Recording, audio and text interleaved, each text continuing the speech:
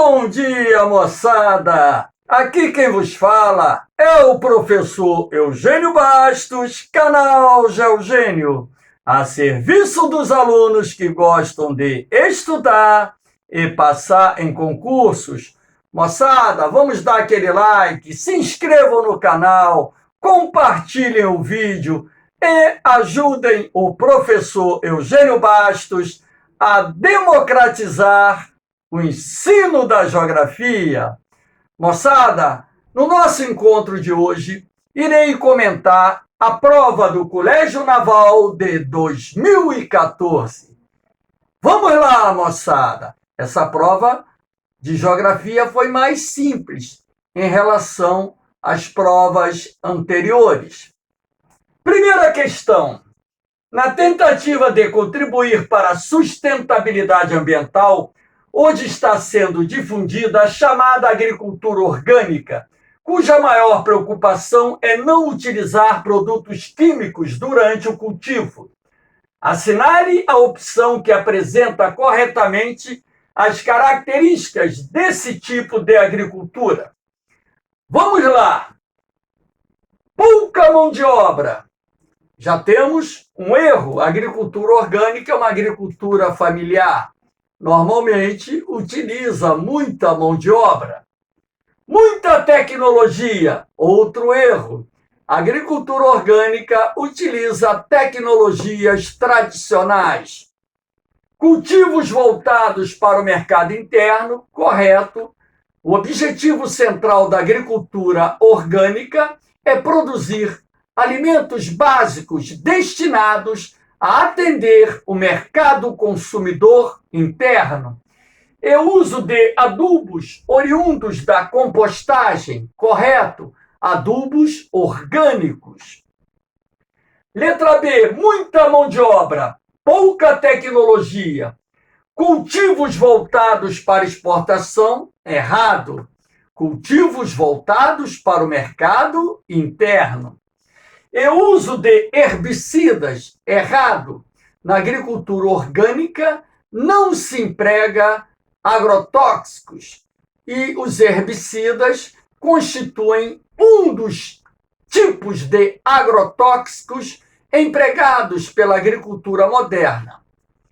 Letra C, muita mão de obra, correto. Pouca tecnologia, correto. Cultivos voltados para o mercado interno, correto. E o uso de adubos oriundos da compostagem. Correto. Vamos ver o erro da D. Pouca mão de obra. Errado. Pouca tecnologia. Correto. Cultivos voltados para exportação. Errado. E o uso de herbicidas. Errado. Letra E. Muita mão de obra. Muita tecnologia. Errado. Cultivos voltados para exportação. Errado.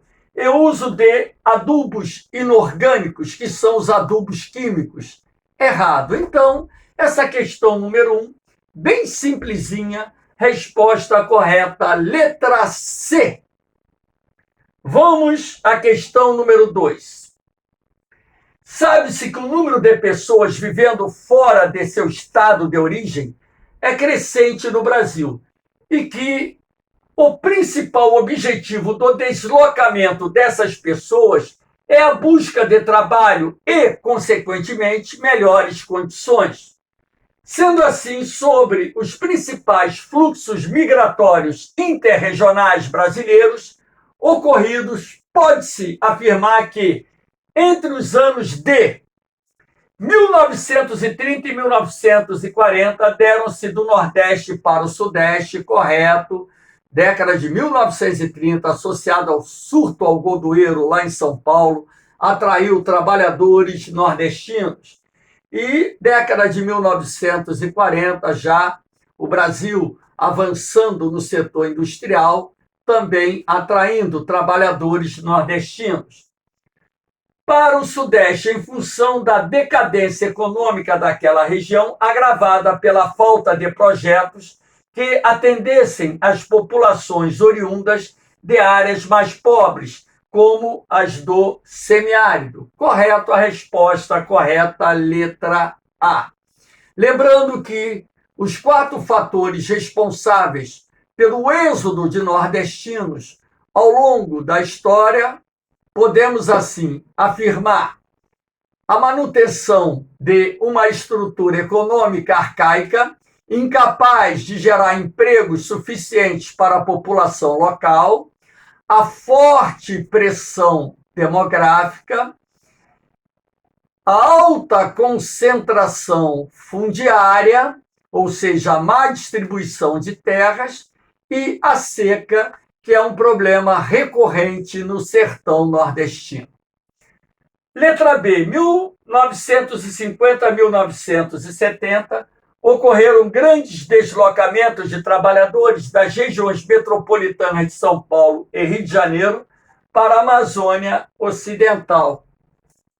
O fluxo migratório para a Amazônia vai crescer a partir da década de 1970, e boa parte das pessoas que migraram para a Amazônia eram procedentes do sul e nordeste do Brasil, e não da nossa região sudeste.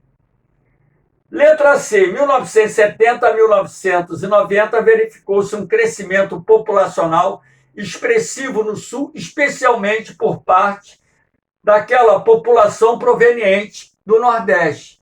A região sul do Brasil recebeu muito pouco migrantes nordestinos e, pelo contrário, o sul do Brasil perdeu mais do que ganhou, ou seja, mais sulistas deixaram o sul do Brasil em direção a outras regiões geográficas do país do que propriamente brasileiros procedentes de outras regiões foram para o sul do país. Letra D, 1900 a 1920, presenciou-se no Centro-Oeste forte participação de grupos provenientes do Norte. 1900, 1920, forte migração para o Centro-Oeste, procedente da região Norte, totalmente equivocada a afirmativa, os quais se dedicaram às atividades ligadas à pecuária intensiva. Pecuária intensiva, o gado é criado confinado, recebendo do criador toda assistência. É um sistema muito moderno. No Brasil prevalece a pecuária extensiva, ainda mais na região centro-oeste naquela época, onde nem se falava em pecuária intensiva. E ao cultivo da soja, a soja entra na região somente a partir da década de 1950, outro erro, cuja produção estaria voltada para o consumo interno do país. Outro erro, a produção de soja no Brasil destina-se prioritariamente ao mercado internacional e não ao mercado interno. Letra E, 1990 a 2000, deu-se do sul para o sudeste, especialmente para as atividades ligadas ao cultivo de cana-de-açúcar, uma vez que essa cultura agrícola necessita de grande número de trabalhadores especializados. Plantar cana-de-açúcar é a coisa mais simples que existe. Cuidar das lavouras de cana-de-açúcar é muito simples. A colheita da cana-de-açúcar começou a ser mecanizada, necessitando cada vez menos de trabalhadores rurais para execução dessa tarefa. Então, outro erro, as migrações do sul, elas têm ido prioritariamente para o centro-oeste e para o norte do Brasil, e não para a região sudeste. Então, como nós vimos, resposta da 2, letra A. Vamos à questão número 3. Em quase todo o Brasil não é preciso se preocupar muito com o clima. Em alguns meses chove mais, em outros chove menos, mas em geral o tempo é quente em qualquer época do ano. A exceção é a região sul. Em relação a essa região, é correto afirmar que apresenta as menores amplitudes térmicas anuais. Errado.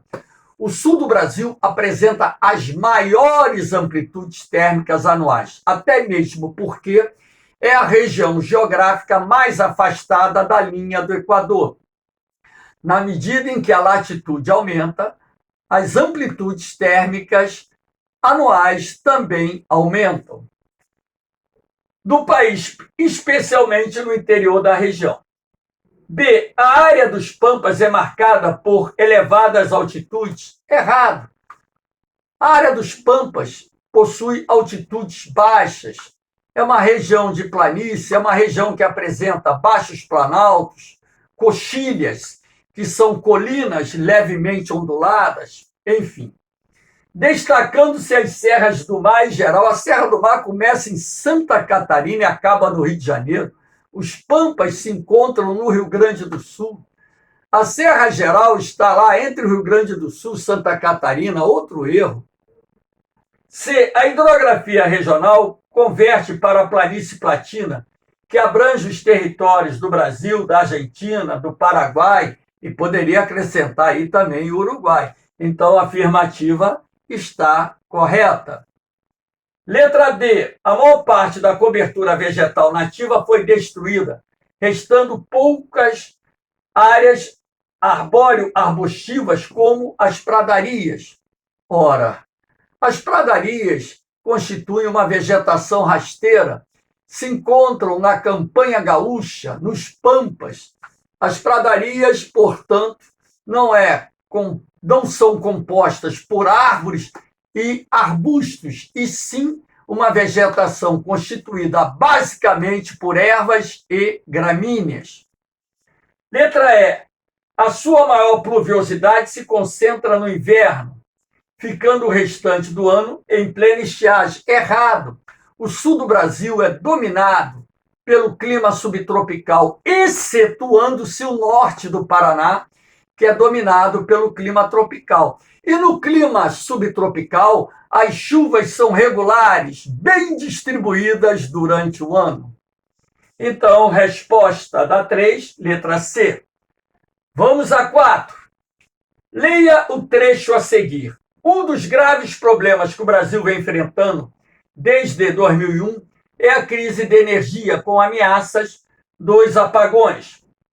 Para minimizar tal preocupação, muito se fala na necessidade de diversificar a matriz energética brasileira. Assim, com relação aos biocombustíveis, assinale a opção correta.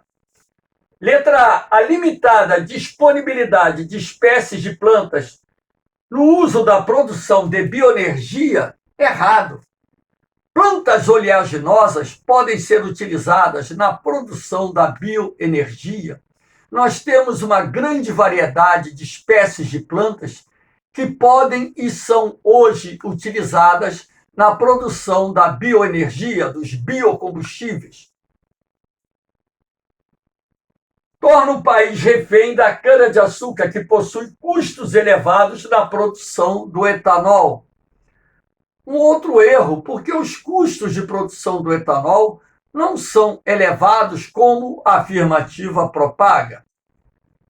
Letra B. Embora o Brasil apresente condições naturais favoráveis para a produção de cana-de-açúcar, a deficiência tecnológica para a produção do biocombustível coloca o país entre os menores índices mundiais de produtividade.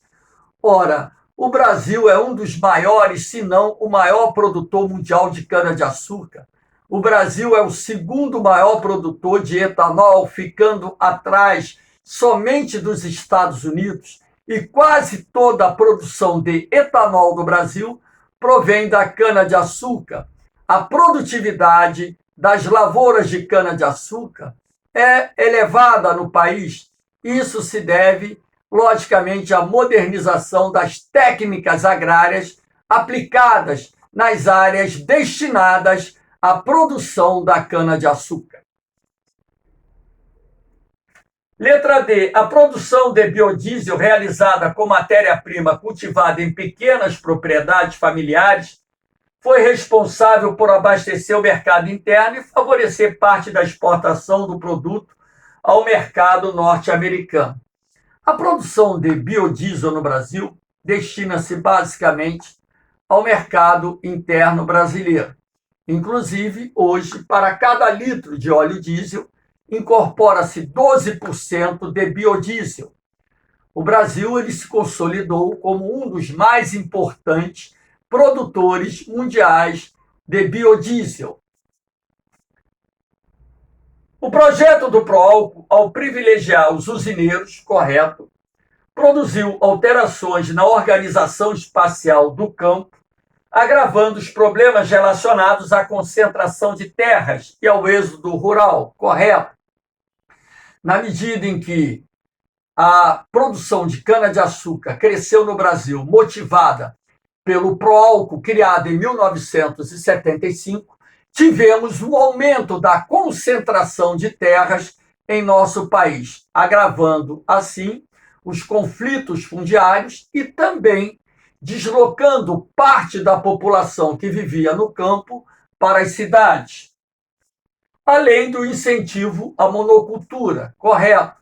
Os canaviais se desenvolveram em propriedades onde a prática era monocultora. Então, a resposta correta, letra E. Vamos à próxima questão, a questão número 5. Sabe-se que o desemprego é um dos principais problemas enfrentados pela população brasileira e que depende de fatores conjunturais e estruturais. Sobre a dinâmica socioeconômica brasileira, especialmente a partir da segunda metade da década de 1940, assinale a opção correta com relação aos fatores conjunturais e estruturais.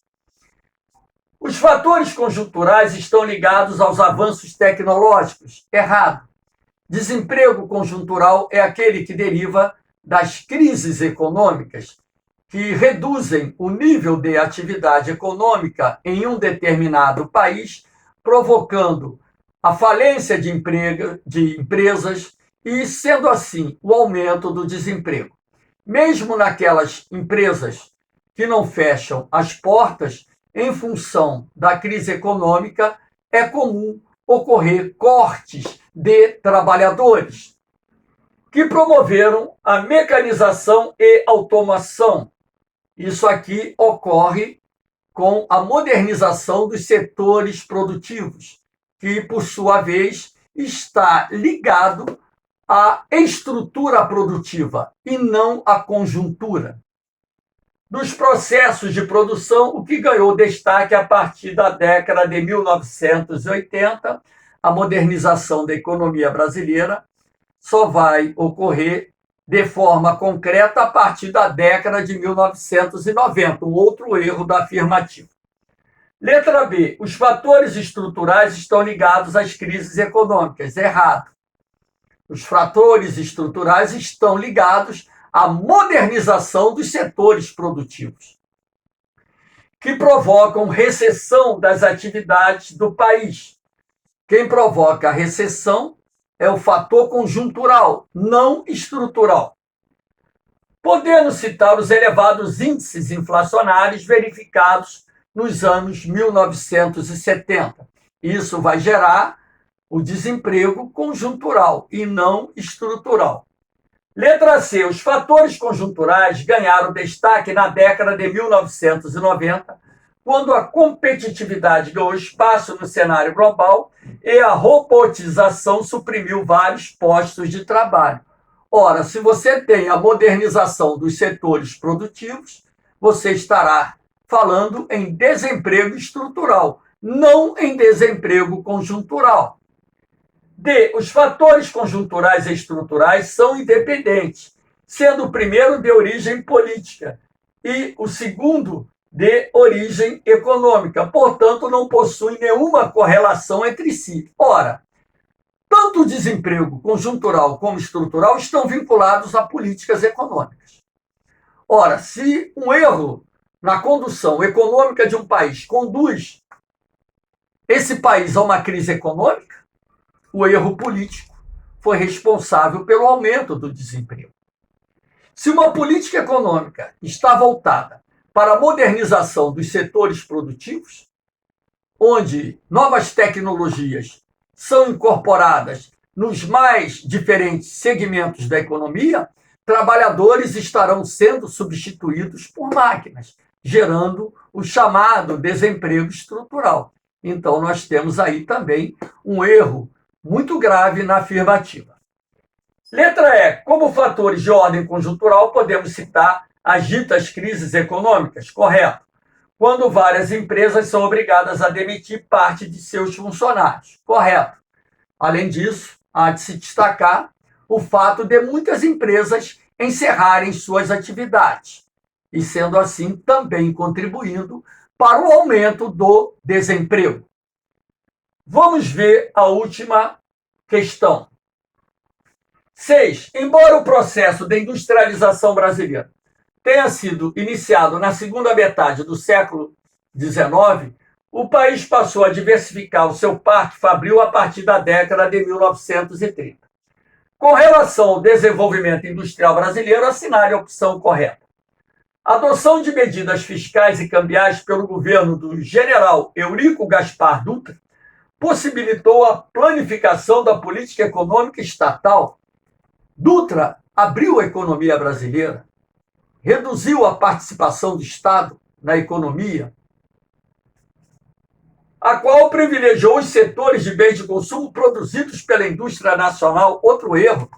Dutra abriu o mercado brasileiro aos produtos importados, prejudicando setores da indústria brasileira. B. A política nacional desenvolvimentista do governo de Getúlio Vargas procurou estimular os investimentos em transportes, comunicações e energia, setor de infraestrutura, correto? E bens de produção, a indústria de base, correto? Apoiando a criação da Petrobras, do Banco Nacional de Desenvolvimento Econômico e Social, correto? Duas das empresas criadas durante o governo do presidente Getúlio Vargas. Já sabemos que a resposta é letra B. C. O plano de metas do governo Juscelino Kubitschek inaugurou a política de substituição de importações. Errado.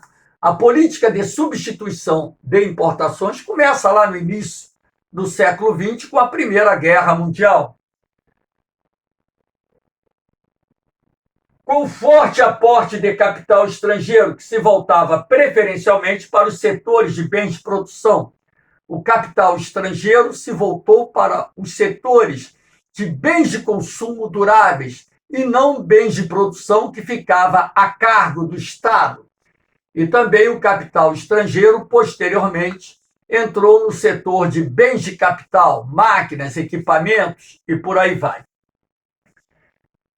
A política industrial do governo de João Goulart procurou aprofundar a produção de bens de consumo duráveis. Para isso, atraiu capital estrangeiro. João Goulart ficou muito pouco tempo na presidência e havia um temor do João Goulart conduzir o Brasil para o socialismo. Com isso, os investimentos externos em nosso país diminuíram.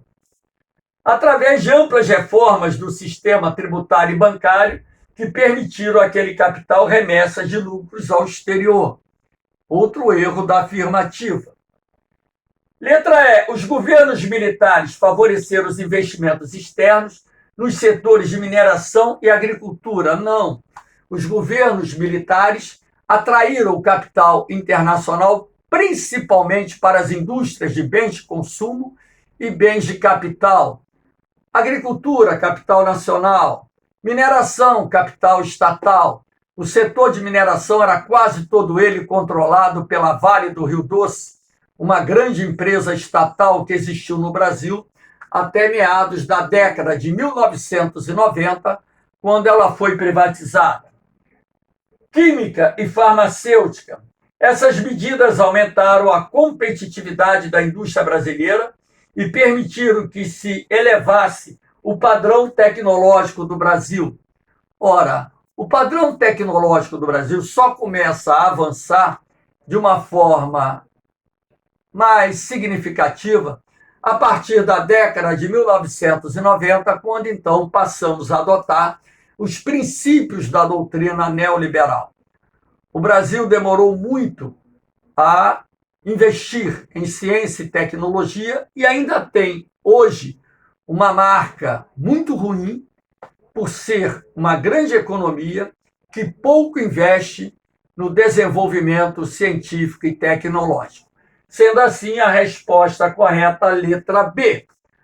Moçada, espero que tenham gostado do comentário da prova. Dê aquele like, se inscrevam no canal, compartilhem o vídeo e ajudem o professor Eugênio Bastos a democratizar o ensino da geografia. Um beijão no coração de vocês, um forte abraço, fiquem com Deus. Eu vou, mas eu volto, hein? Fui!